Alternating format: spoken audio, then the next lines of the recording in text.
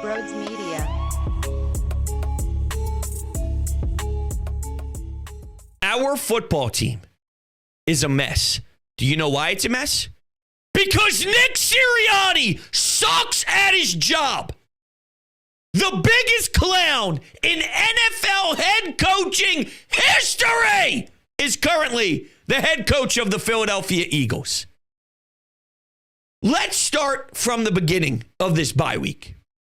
We were told his plan was to have an open door policy where players can go into his office and tell him what needs to be fixed. That sounds fundamentally flawed, considering you're the guy that gets paid the money to have the answers. You're the guy that's supposed to be in charge and tell the players what to do, yet here you are waiting for all the answers to fall into your lap. Childish. Then, after the game is over, and he feels proud of the win, which is comical, he has the balls to start chirping the fans behind the bench. And after the game was over, the reason he said he did it was because the players told him they want to see more attitude, more personality, more Nick Sirianni on the sidelines. Okay, so let's put everything we know together. When you think about the bye week, you think about getting things on track after a 2-2 start. You think about the details of the game. Yeah, let me ask you a question. Did the end of the first half look structured to you? Are you pissing me off or what? Saquon's running out way too early, doesn't pick up a first down. 3rd and 1, Jalen Hurts is getting sacked. And then I'm watching a blocked field goal that goes for a touchdown the other way by Rodney McLeod, of all people. The game's tied 10-10. You were winning this game late, 13-10. The offense for a majority of the game felt to be run it with Saquon Barkley and then push it for 1 yard to move the chains. That's it. There's nothing going on with all of this skill and A.J. Brown returning and all of this flashiness with your wide receivers. And you're not scoring in the first quarter again. You're going 3 and out way too much. One of the drives you took over at the 50, you had 2 false starts and couldn't execute as much as you wanted to. So let's not worry about that. Let's worry about how some of the players think it would be cooler for Nick Sirianni to rah-rah his way on the sidelines. And even if he could do a better job when plays were being made on the field, there is a huge separation between barking at the fan base behind you and then maybe dapping up one of your players or smacking them on the helmet after they come up with the big 3rd down stop and cheering. You don't see that there's a big line that you crossed? If I'm Jeffrey Lurie and I think about him reading a book of leadership during the offseason, and I think about how I want my team to be led, I'm firing Nick Sirianni today. I'm telling him to pack his bags and get the hell out of this town.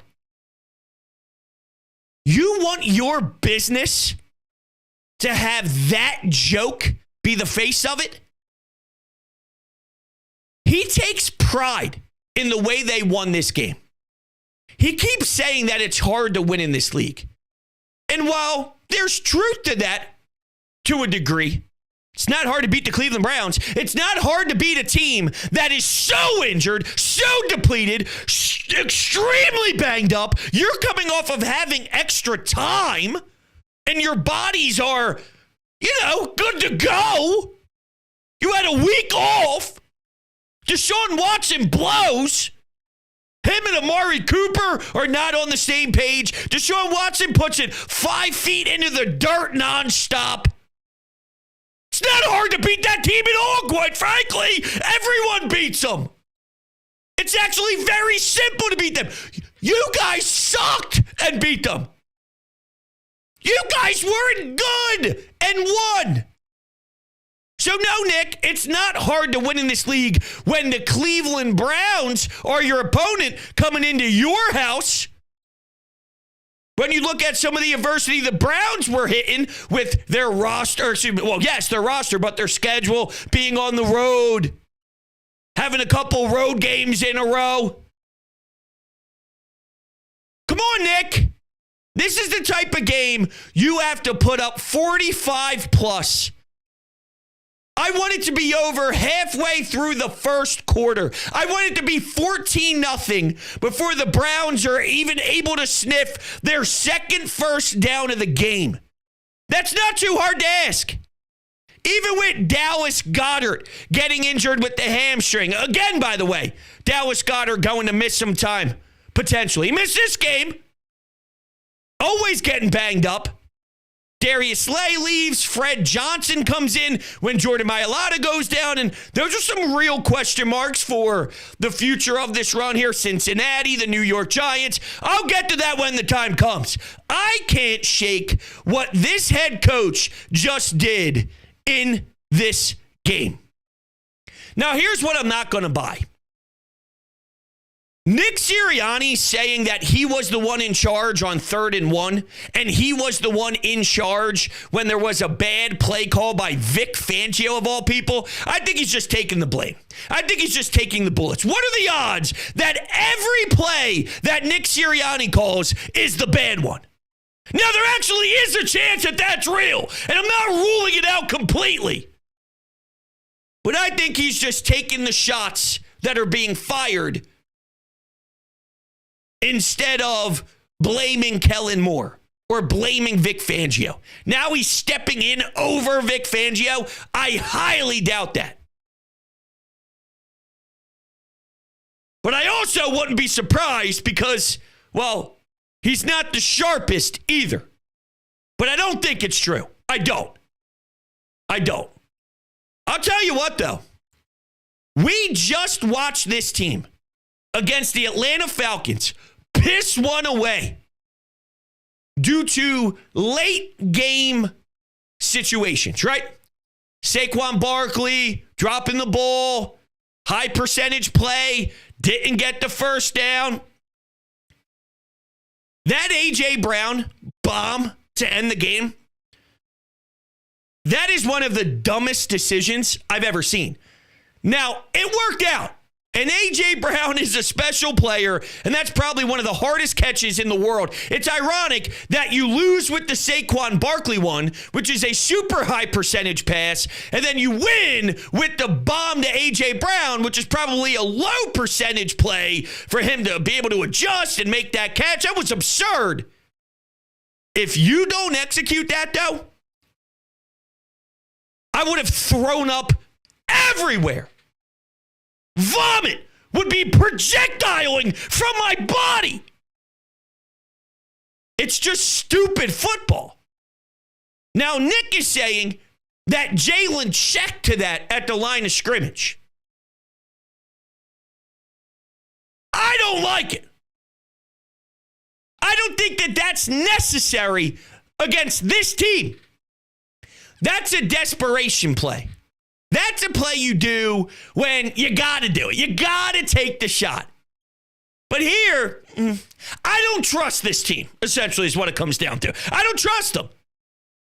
It's either a team that has to do it because they're desperate, where we got to take a shot here, or it's you're a fucking juggernaut. You have so much swag. You have so much arrogance. You're not going to beat us. This team is weird. This team has a lot of skilled players on their team, but they never put it together, and they should be a confident bunch, but they don't believe in each other. They don't believe in the head coach. The dynamic of the head coach and the the coordinators are strange. I don't trust this crew. There are situations where I may not mind it as much, but here, that's silly. So, dating back to the details, which is something that you think you would lock in on over the bye week. I mean, I don't think that's paying attention to details. I don't think that that's a smart football play, even if the result ended up being successful. Now, here's what I'm proud about. I'm proud about the beautiful fans we have here in town. Because I put up a Twitter poll, and of course you can follow me on Twitter at Brodes81. And since we're here, if you are new to the channel, why not smash the subscribe button and hit the thumbs up button as well if you enjoy hearing about Philadelphia sports on a daily basis. Of course, that's what we cover. And you can take me on the road with you by going to Apple Podcasts, Spotify, any of your podcasting platforms. And if you search Sports Talk with Brodes, you can subscribe there. Leave a 5-star rating and a review as well. That truly helps out the algorithms. So thank you so much for that. But I put up a poll on Twitter and I said, does this win do anything for you? Right now, we are very close to 2,200 votes, and 86% of these people are extremely intelligent because they say no. And that's how I feel. That's how I feel. This game did nothing for me. If anything, it showed me that they are extremely whack. They're just a whack bunch. They don't have it. A team that has it doesn't come out of the bye with this gross, disgusting play. How much did we hear about, well, me and Nick and Jalen? Oh, well, hold on. It depends who's talking there. Let me restart. How many times did we hear Nick and Jalen? They were talking all week long. They had such great communication. The hell they talk about? What they talk about?